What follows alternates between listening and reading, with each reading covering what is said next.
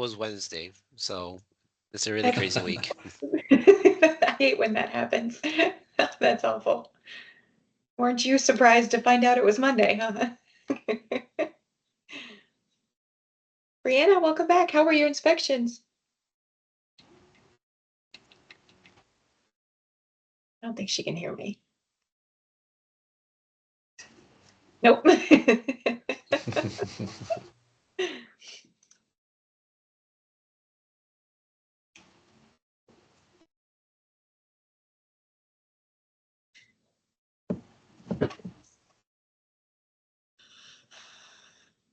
Brianna, can you hear me?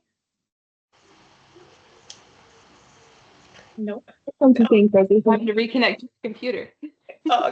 Welcome back. How'd your inspections go? Oh, it was exciting. The first two was fun. That was with a previous company I worked with. The second one was massive. They were big.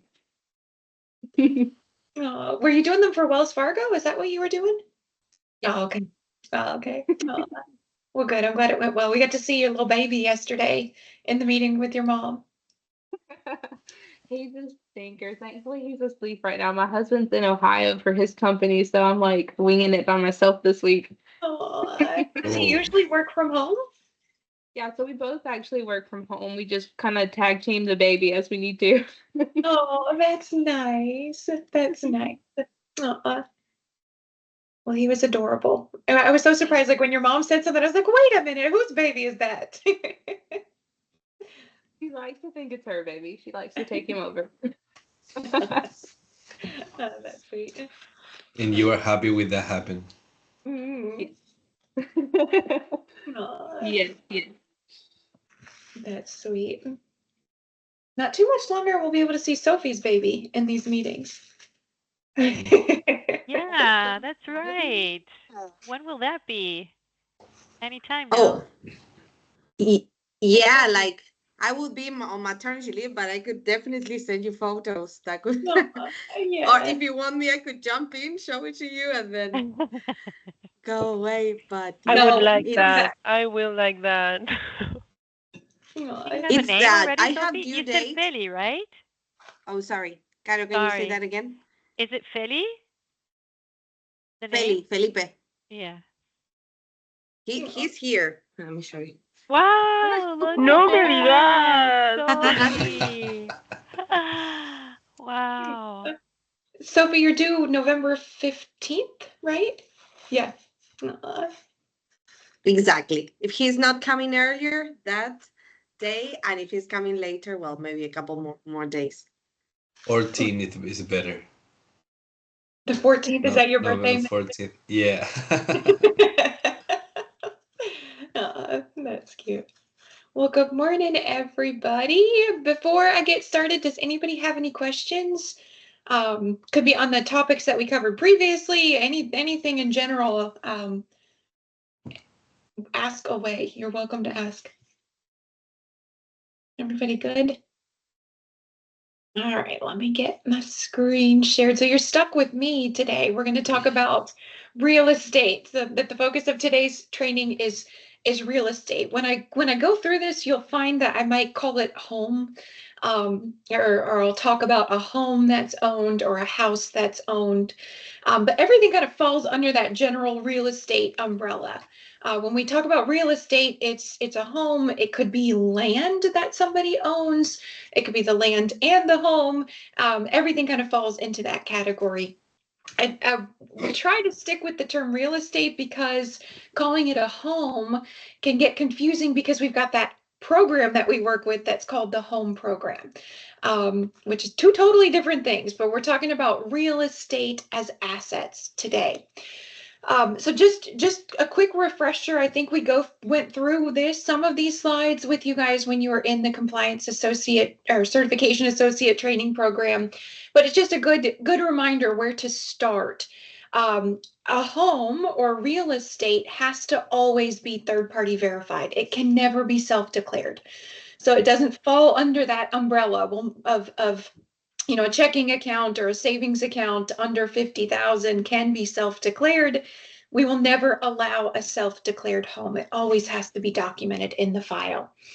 And then just a quick reminder, where are we going to potentially see indications of real estate? We're going to generally see it on the application. And remember, Certify Me is smart. When your applicants are marking own on the application, it's automatically triggering for them to complete the real estate status declaration. It asks them those questions and will automatically generate that form for you. Where we need to be careful is this other space. I've seen it. I think one of the files that we're going to look at either today or next week, our applicant marked other and then indicated that they were living with their spouse or their estranged spouse or something along those lines. Other can be a red flag. It could indicate that they potentially own a home with another person. They just didn't mark own. So make sure you're looking at the explanation provided on that other line for both the current and the previous address, if you have both on an application. The other section of the application is this one right here, where they're telling us, have they disposed of any assets in the past 2 years? What we most commonly see is they may mark yes and indicate that they sold a home within the past 2 years. And again, that needs to be documented in the file. The other area that we might see it is in divorce documents. One of the examples that we're going to look at today, the applicant indicated that they didn't own a home, but they were divorced. And then we looked through those divorce documents and saw that they were awarded the home in the divorce. So be careful when you're reading through those divorce documents. And then the other way it might pop up is in the correspondence with your applicant. You may be talking to them or emailing them, asking some questions to kind of clarify something, and surprise, they may indicate that they own a home or they sold a home in the past 2 years. Now, what documents are needed when we have a home? I don't know if you guys have seen this. Hopefully you have. The training team worked really hard to completely revamp the real estate cheat sheet or checklist. It's beautiful. If you're not using this checklist or this cheat sheet when you're working with a home that has been disposed of or a home that is currently owned, you're probably not going to be successful. This will walk you through every single step. So the first page here is a checklist. What you need to do is figure out which section of this checklist am I working with. So let's break it down. Let's focus on this first section of the checklist. If you have an applicant that has disposed of a home more than 2 years ago, what do we need in that scenario? The checklist will tell you all we need is a self-declaration confirming when and how the home was disposed of. That's it. Let's talk about that 2 years rule. I think, again, we talk about this a little bit in your training, but I think it's definitely worth recapping or kind of summarizing that rule. So the tax credit program, you know this, we've got those income limits. They wanted to make sure applicants couldn't hide their assets to make sure, or to force themselves to qualify. So that's why we're looking at 2 years into the past in terms of assets, mainly real estate. If someone owns $1 million home, then perhaps they say, well, I'm not going to be able to qualify. It's going to put me over the income limit. Maybe they give that home to their kids to hide it. We're going to penalize them for doing that, or they sell it for less than what it was worth. But it's a 2-year rule. If they disposed of that home or real estate 2 years and 1 day ago, we don't care. All we need is a self-declaration confirming when and how it was disposed of. Any questions so far? All right. So sorry, Carrie. No, Do you're we fine. have a form to complete that, or can we use a clarification form? Clarification form is fine, even in email. You Okay. can just email them and say, hey, it looks like you disposed of a home. Can you confirm when you disposed of it and how? And then that email will be sufficient. Good question. How means how much?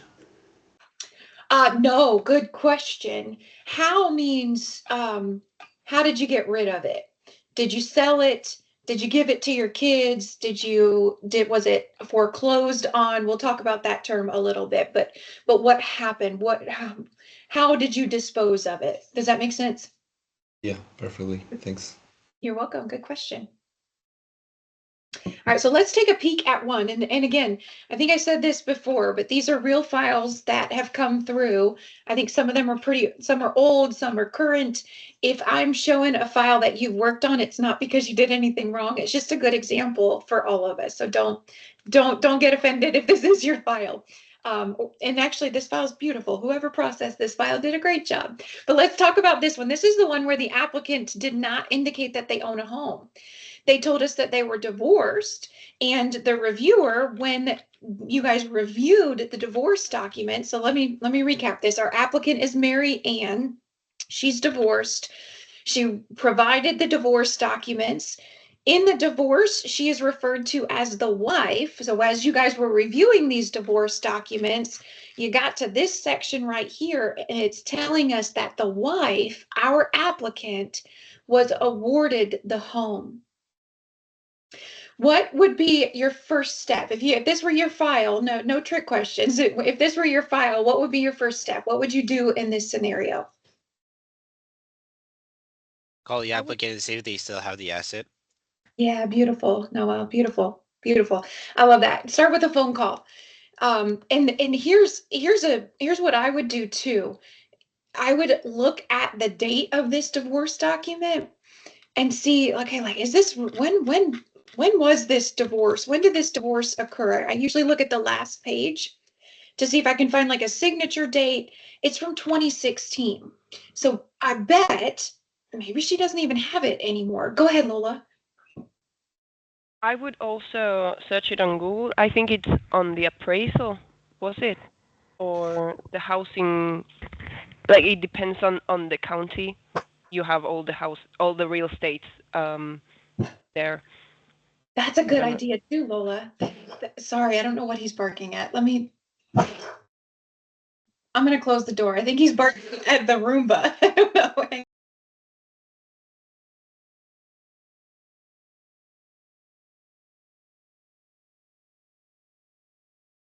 Sorry, I think it's the Roomba. He hears the Roomba running and thinks we're being invaded by robots or something.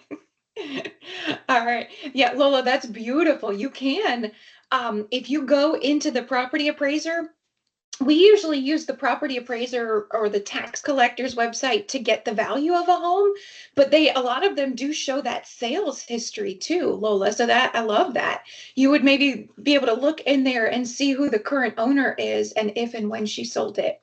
But honestly, some of those websites can be challenging to navigate.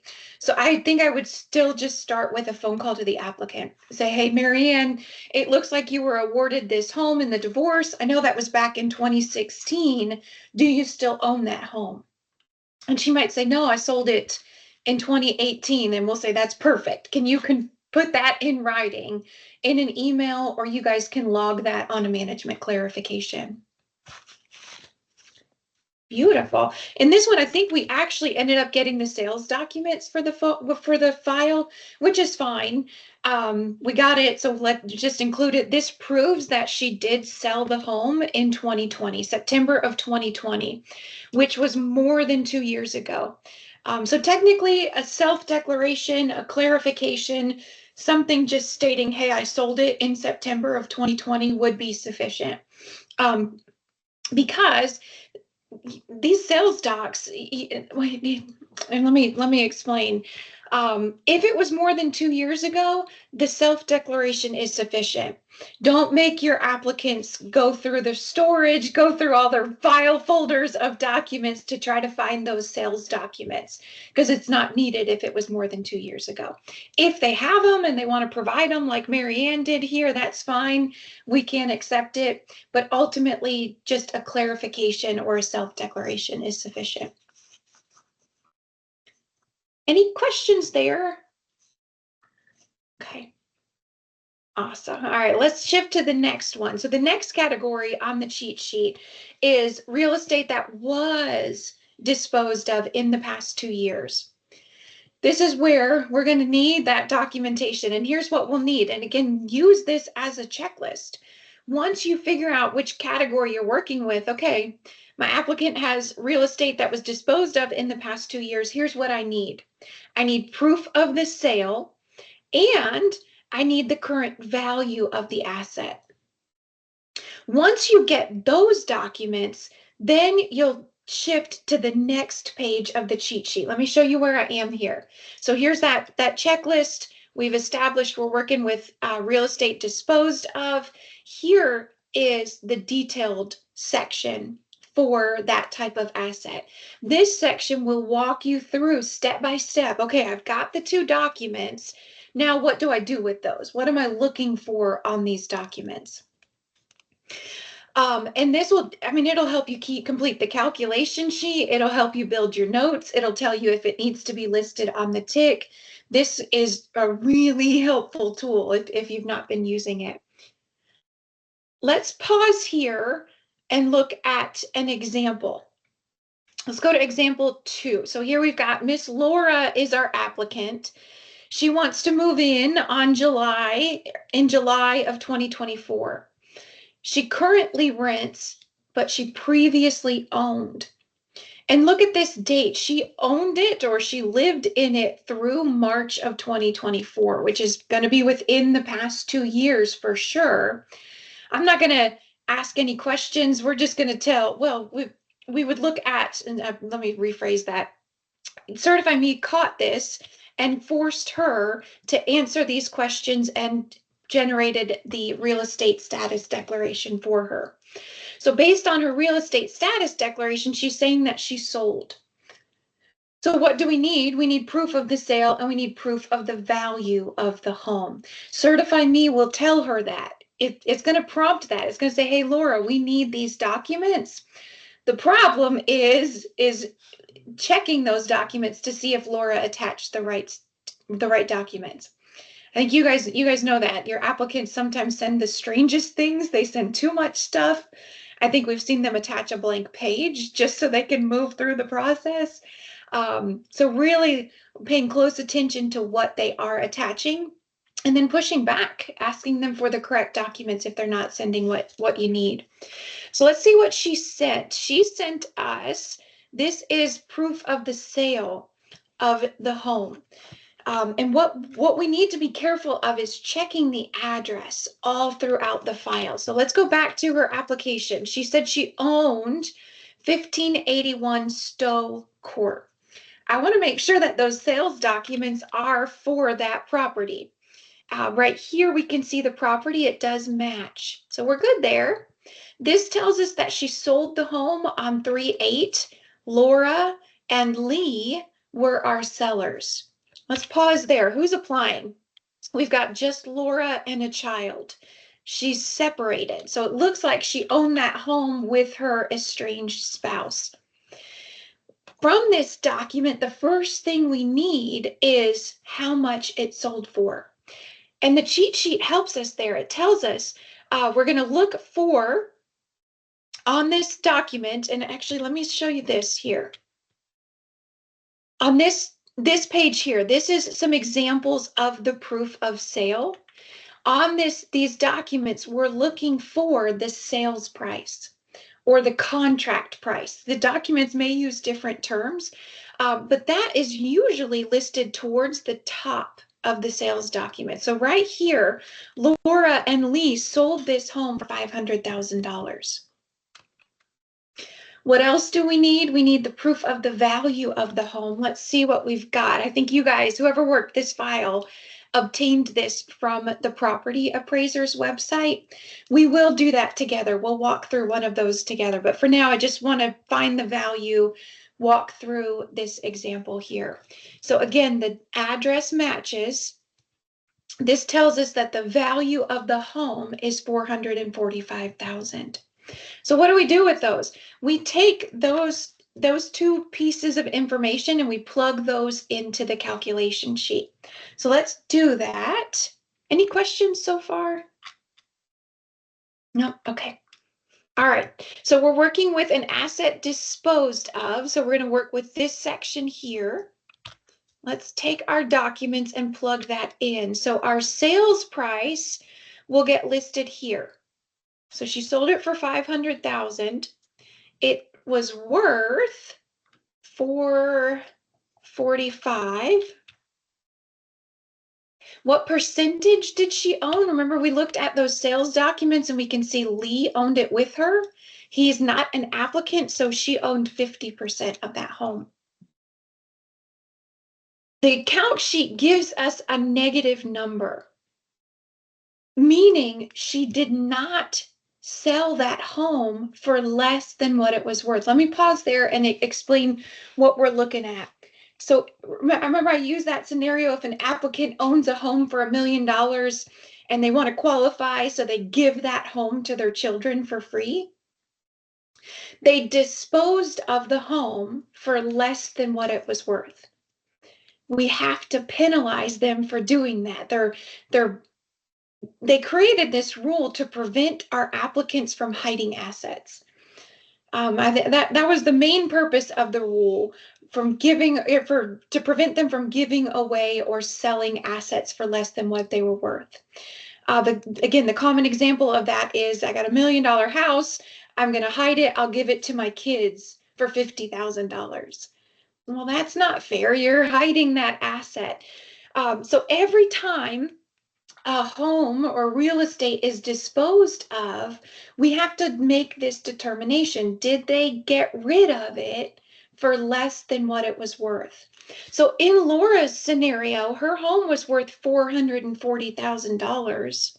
She sold it for $500,000. She did good. She sold it for more than what it was worth. We are not going to penalize her. So the cheat sheet tells us what to do here. So if you get a negative amount, the real estate was sold for more than FMV and it will not be added to the TIC.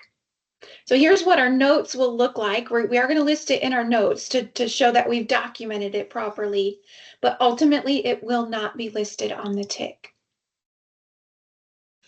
Now let's change this. Let's say the house was worth $575,000 and she sold it for $500,000. So it was worth $575,000. She sold it for $500,000. I don't know why. Well, let me explain that. We talked about this a little bit yesterday with Danielle's team. We may start seeing this. Our housing market is not so good here in the United States. We're seeing a lot of, exactly, Noelle, it's like a roller coaster. We might start seeing this more often, that, a home is worth, on paper, it's worth a really high amount, but the market won't support that. They can't find anybody to purchase it for that amount. So they end up having to reduce the sales price.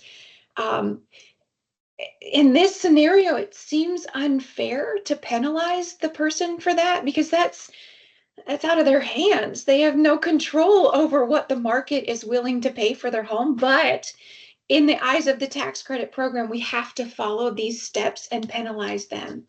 So if Laura's home was worth $575,000, she sold it for $500,000, we're going to penalize her in the amount of $37,000 because she sold it for less than what it was worth.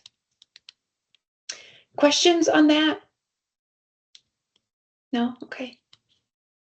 Now let's talk about the implications of that. How much is that going to impact her income? We're going to list this as an asset, home disposed of. We're going to list it as an asset on the TIC. What's that going to do to her income? We're not going to add $37,000 to her income. We are just going to impute asset income on that amount. So if you remember, a bank account earns true actual asset income. If I have $200 in a bank account and it earns, let's do it up here. I got $200 in my checking account. There's a 0.01% interest rate. At the end of the year, the bank will send me 2 pennies, 2 cents. That's so kind. They'll put it in my account. They won't send it to me in the mail, but they'll give me 2 pennies. That is real, true asset income. Real estate doesn't earn asset income. They're not getting 2 cents or $2 at the end of the year. There is no true actual asset income. So for real estate, we will run the imputed or fake asset income calculation. That's that fake 0.40% rate that you see on the TIC and you see it on the calc sheet. So let's see what this will do to her total income. How much is it going to add in that fake asset income? So let's say she wants to move in on 10-1. If we scroll down here on the calc sheet, it actually doesn't add anything because it's under 50,000. But let's make this bigger. Let's change this to 675. Okay, so now we're going to penalize her $87,000. The imputed, the fake asset income that will get added to her total income is $350. So it doesn't have that big of an impact. I mean, there could be cases where it might put them over the income limit, but in general, adding 350 is not going to have a big impact on the income.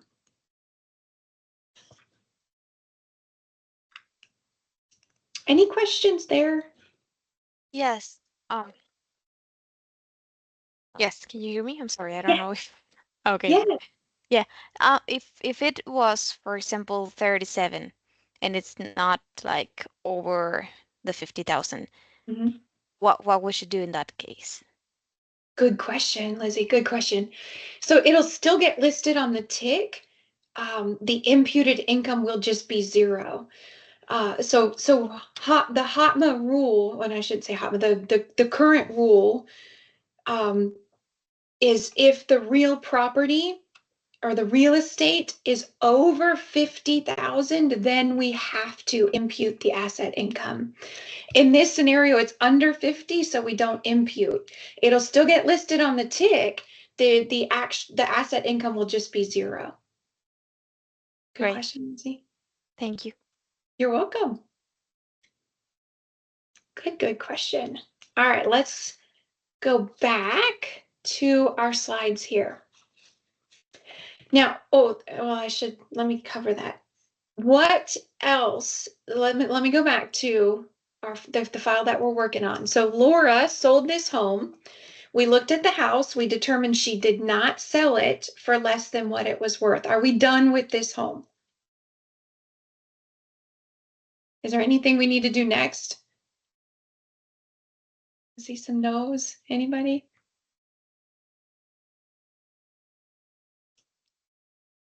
Okay, well, good. I'm glad we're doing this training. This is good. This is why we're doing this, which is beautiful. There's a next step. And I think that's what makes homes disposed of. It makes them a little tricky because it's a 2-step process. And I want you to remember that. I had to do 2 things. What's the next step? The next step is to look at the sales documents for proceeds. When Laura sold, oh, thank you. See, this is what happens when I store the cheat sheets on my computer. Let's see exactly what you're not supposed to do. I've got an old version here, but y'all make sure you use the current one. Oh, I love that, Lucia. That's beautiful, that change. When somebody sells a house, they will most likely receive some cash from that sale. That's why this is a 2-step process. We need to look at the house to see if it was sold for less than what it was worth, and then also look to see if there was any cash received and determine what happened to that cash. So let's go back to Laura.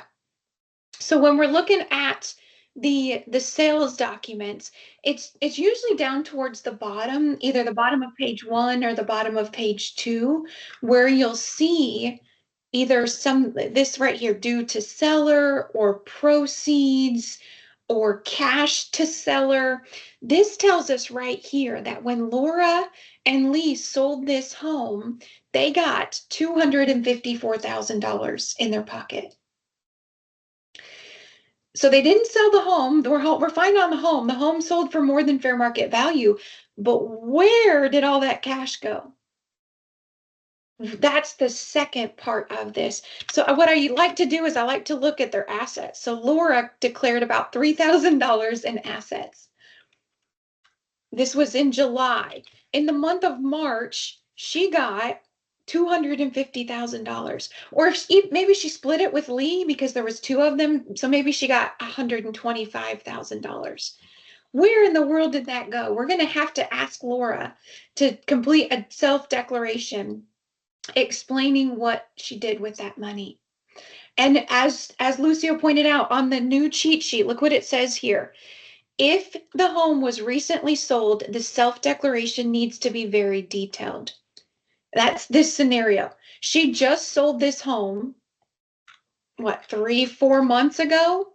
She got $125,000 and she's claiming she only has $3,000 in the bank. Where's all that money? Oh, Carolina, go ahead. Yeah, Carrie, so let's say that she does give an explanation. According to what she explains, are we going to add or not income, or what happens? Or is it just going to be like there in her file and that's it? We don't have to do anything else. I don't know if that makes sense. No, it does. It does. We're gonna analyze that explanation, and it needs to be reasonable. What we would want to see is $125,000. We would want to see her say, you know, I bought a car for $50,000. I paid off medical bills. I owed $75,000 for a surgery I had. I mean, these are big numbers. Something very detailed and very reasonable. If it's not detailed, if it doesn't make sense, then we will ask for more information. What if Laura says, oh, I put the $125,000 into an investment account? What would we do then? Any thoughts there? Ask for third-party verification. Yeah, beautiful, Lizzie. Yeah, we need to reopen her application. She needs to include that as an asset, and it needs to be verified in the file. What if she says, I have it in cash in my piggy bank or under my mattress? Again, an asset. We need to open the file. She needs to include that cash as an asset.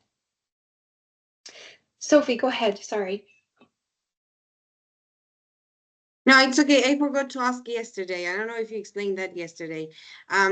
When we see due to seller, is that like the only wording we could see when we are talking about proceeds, or No. something else? There are other terms too. Let me see if I can see them on here. We could add those if it's not there. So seller's proceeds, that word proceeds, you'll see that quite a bit. This one again says proceeds, all three of these say proceeds. So that's a big, that's one of the big terms that we would look for. Hers doesn't say proceeds, hers says due to seller. You may also see cash to seller, but I think proceeds is the big term that we would look for there. Perfect. I could add that due to seller because I wasn't sure yesterday when you mentioned that if it was like proceeds was like the similar word for saying the same. I would just look for proceeds. That's why, like, my way of thinking. I got you. No, that's a good idea to put that on the cheat sheet. Good idea, Sophie. Awesome. Okay, so where'd that money go? So I can't stress that enough. When you have an asset or real estate that was disposed of, it's always a two-step process. And I didn't talk about this with Danielle's group, but let me make a note of this. Proceed. This can sometimes, we're going to take it to the next level. This can sometimes be a three-step process. It could potentially be 3 assets. So let me explain what I mean. So Laura, is her name Laura? I already forgot. Laura received, let me make a little box on here. So she received $125,000 from the sale.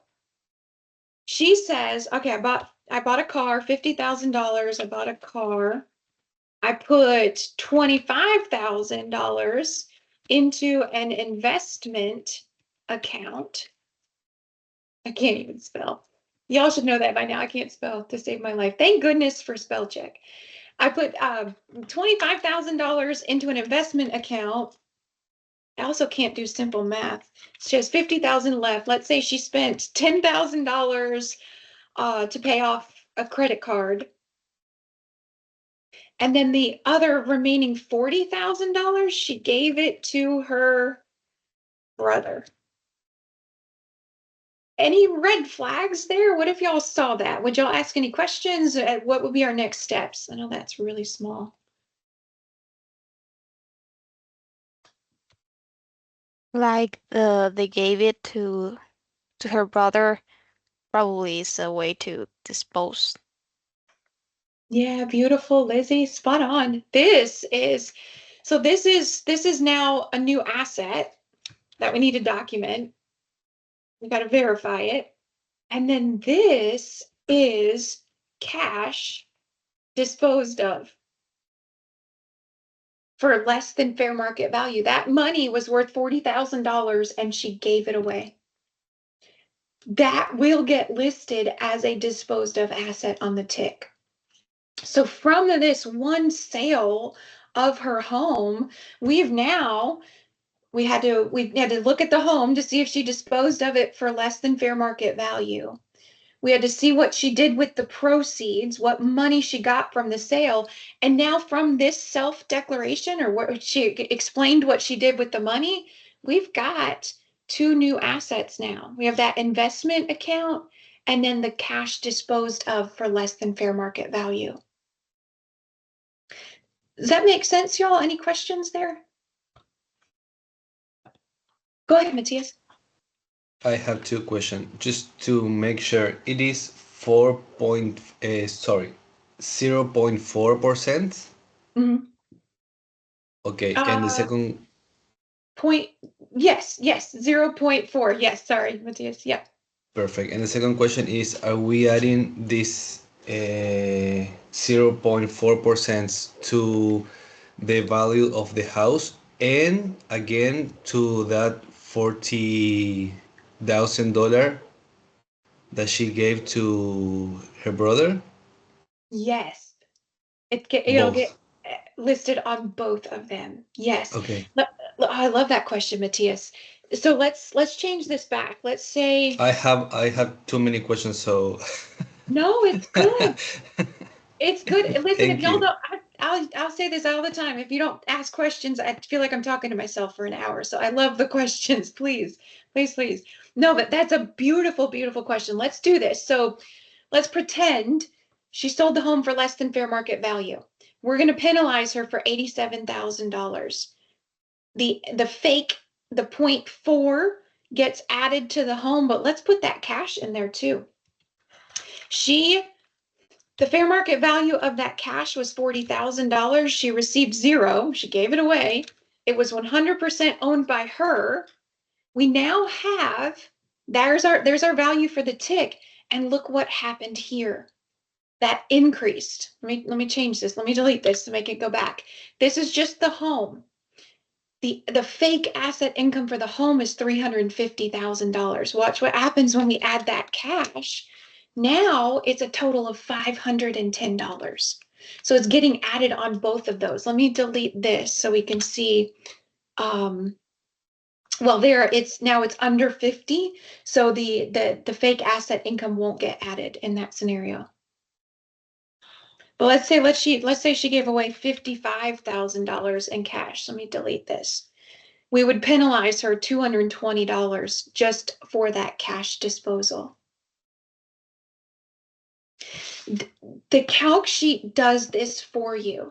If you're not comfortable with the calc sheet, I encourage you to play around with it because it's going to do the hard work for you. We don't have to manually calculate that 0.4. It's happening automatically on the calc sheet. Now, Matthias, I love that you asked about that rate because I want to show you one thing. This rate will change every year. I know you guys have, if you've been around for a little bit, you've seen it. It was 0.06, I think, and then it changed to 0.4. They've announced, yeah, thank you, Lucio. Thank you. Let me pause and see it tell, this calc sheet will not run that calculation if you do not enter the effective date. I kid you not, the first time I was doing this, I panicked. I was like, Kelly, it's broken. The calc sheet is not adding. You have to enter the effective date in order for the fake asset income to calculate. This rate will change every year. It has already been announced for 2025. So don't panic if you start working on future ticks, which will happen very soon. Maybe you're working on a move-in for January 1st or a recert for January 1st. Watch what happens when I enter that date. It's now, oh, I have the old one. Yeah, I do. We haven't published it yet. Sorry. The rate will be 0.45 on January 1st. So once we update our calculation sheet, you'll see, and when you enter a date on or after January 1st of 2025, you'll see that this will change to 0.45. So don't be alarmed if and when that happens. Good questions. All right, y'all. Any other questions on real estate disposed of? A quick question. Mhm. If I don't know how to ask that. If you want to say it in Spanish, you're welcome to, if that's easier. Yeah, no. No. I don't even know how to say that in Spanish. I don't know how to speak any language right now. No, okay. If we have this amount and we do this calculation on the calc sheet, we have this imputed income. It won't be the same in all the different all the different things that we have. Depends on and everyone, like, they have different numbers or they don't have the number. Should we add like in the asset section, like a new one that sum the that income, asset income?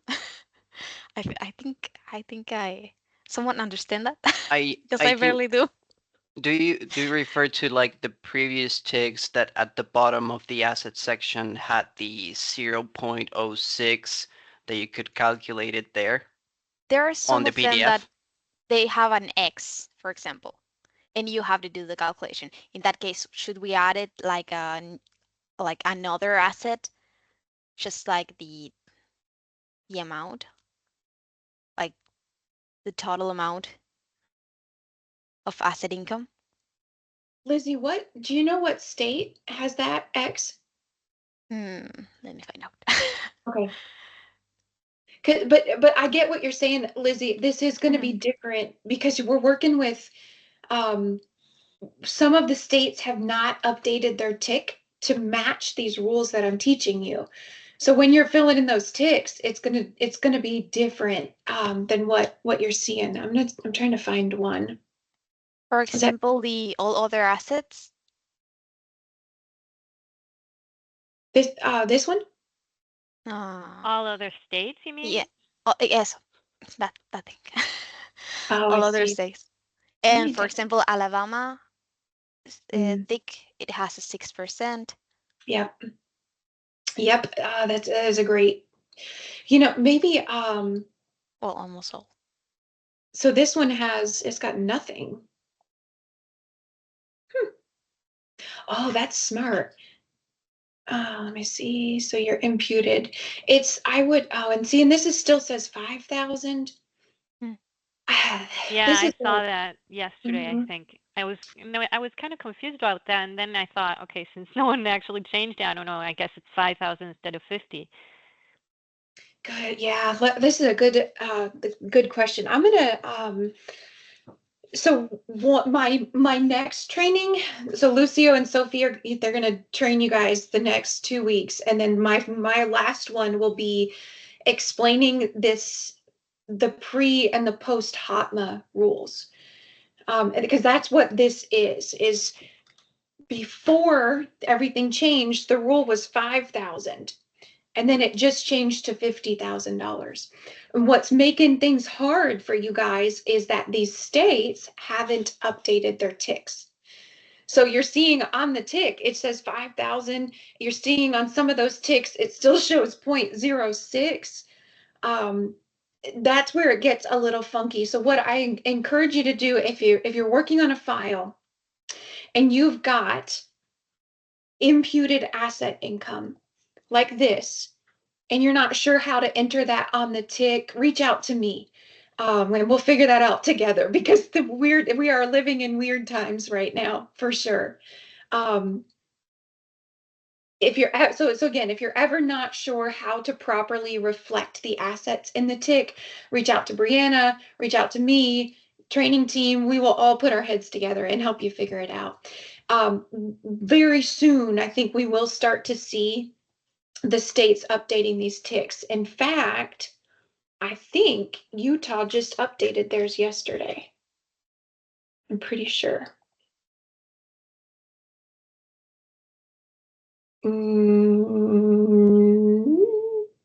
Yes, they did. So it's finally updated for HOTMA. So we'll have to get y'all's records updated too. I think Kelly does that on her end. Good questions. Other questions, y'all? Mm-hmm. Yeah, no. Just that. Okay. For example, I like, just as an example, if I can explain myself right. Those, for example, 55,000.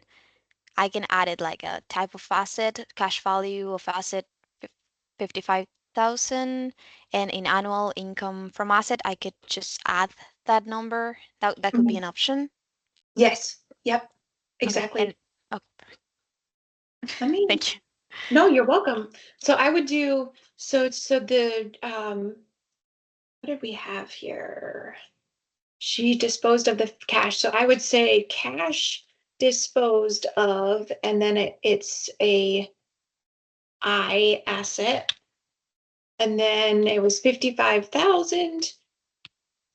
And then our asset income, our imputed asset income would be 220. And this tick that this is the all other states tick. It does not match the rules that we taught you. This is an old version of a tick. So hopefully we'll start to see newer versions of ticks come out soon, so that it can match these new rules that we're teaching you. But that's what I would do there. Carrie, can you go back to the calculation sheet, Sure. please?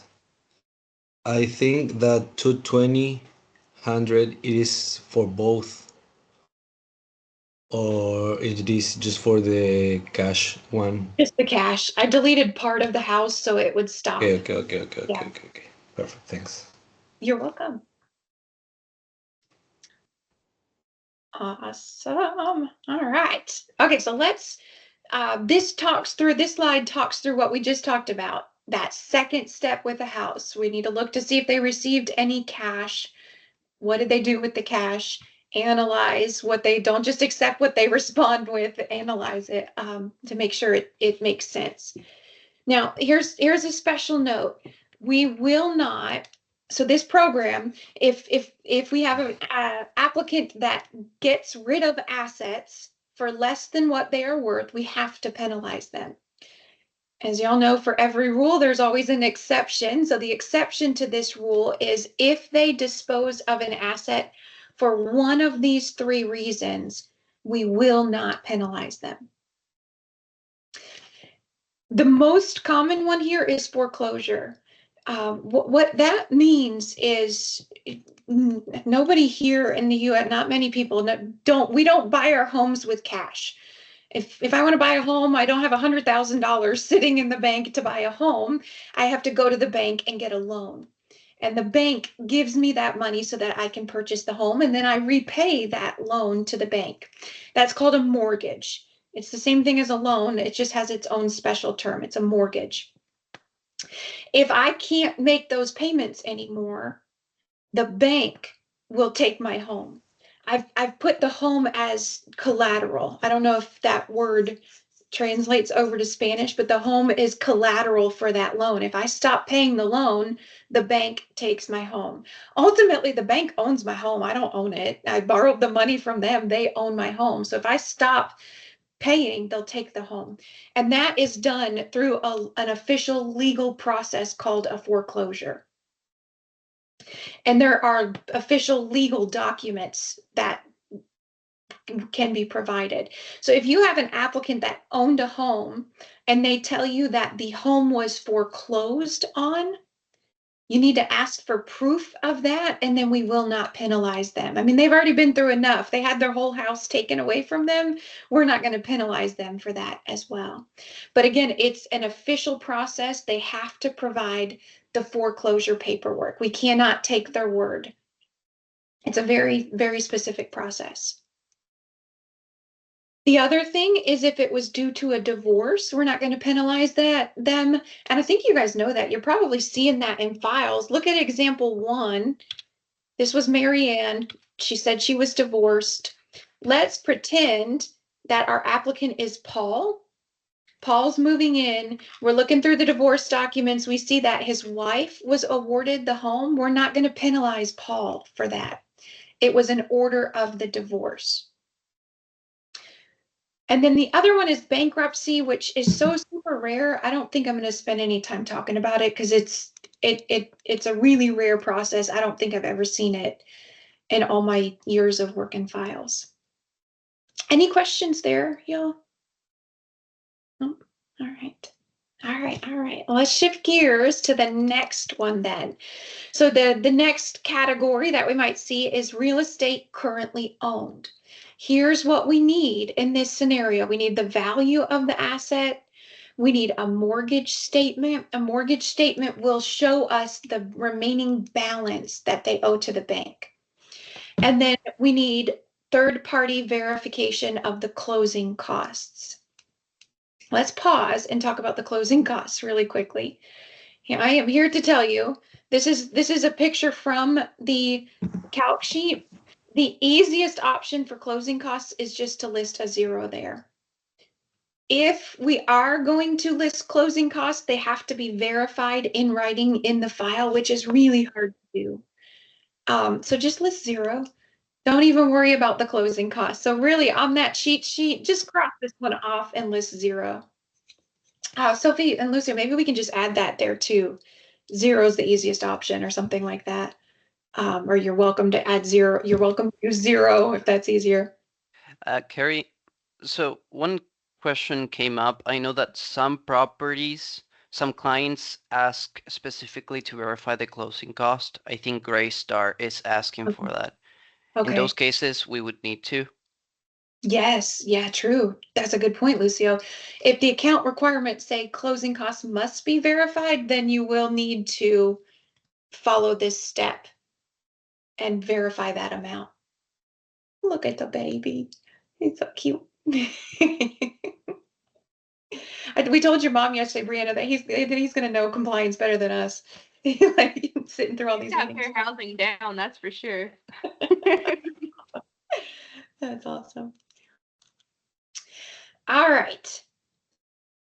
I know. Why does Greystar have to be so difficult? Why make more work for us?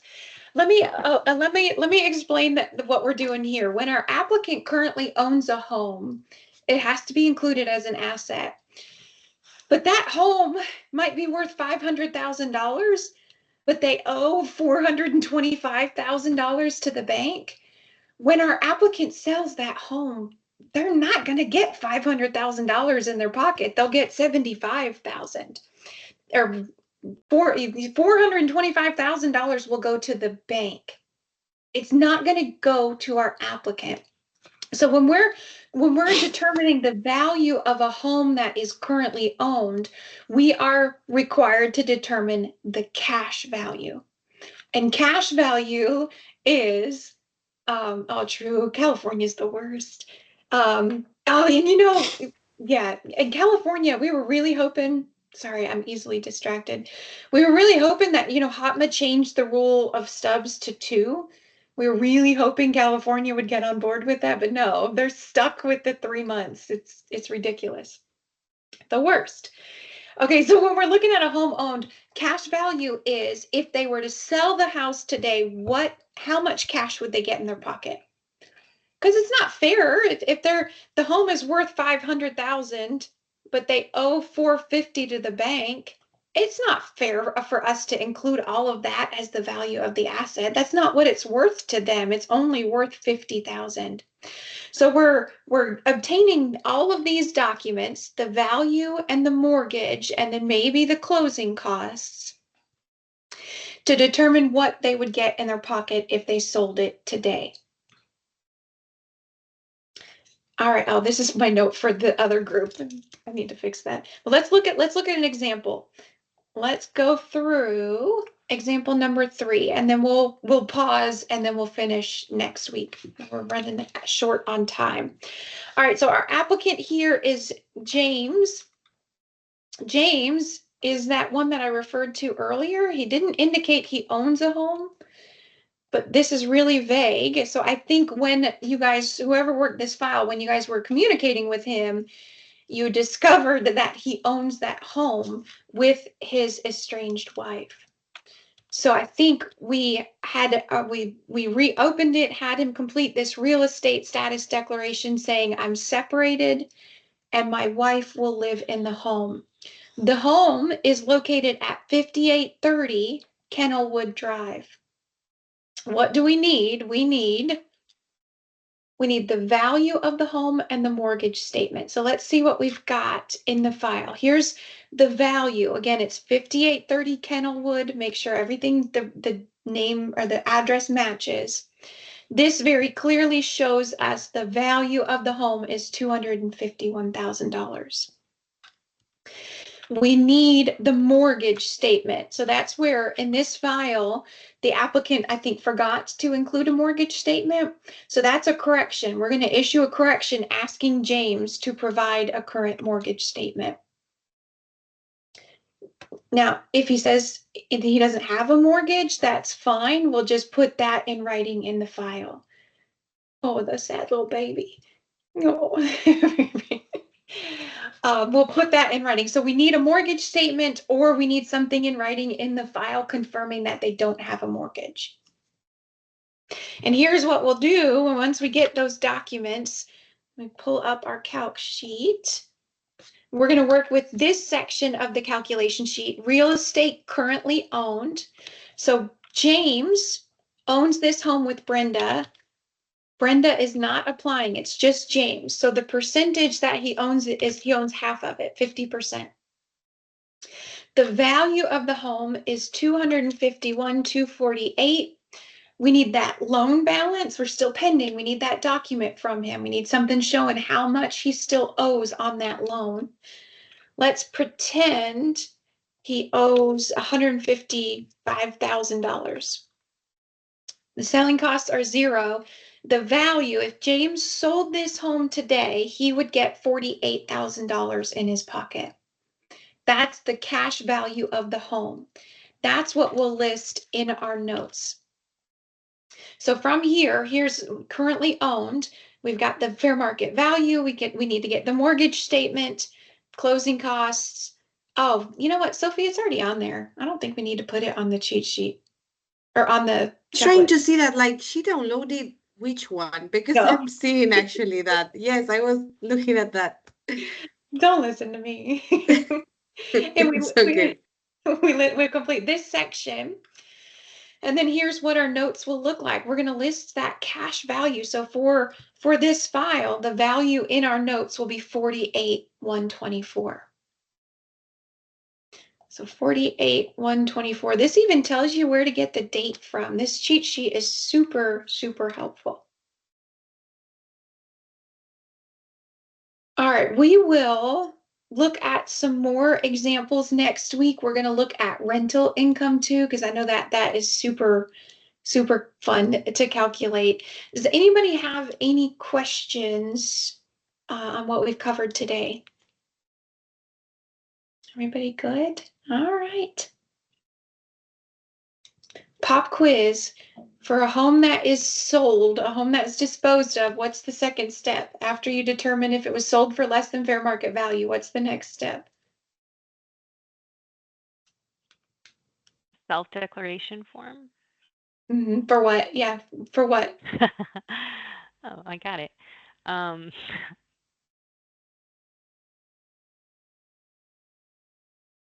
Do you know what happened with the money? Yeah, beautiful, beautiful. Yep. What happened to the money? The proceeds, Sabrina, I love that. Beautiful.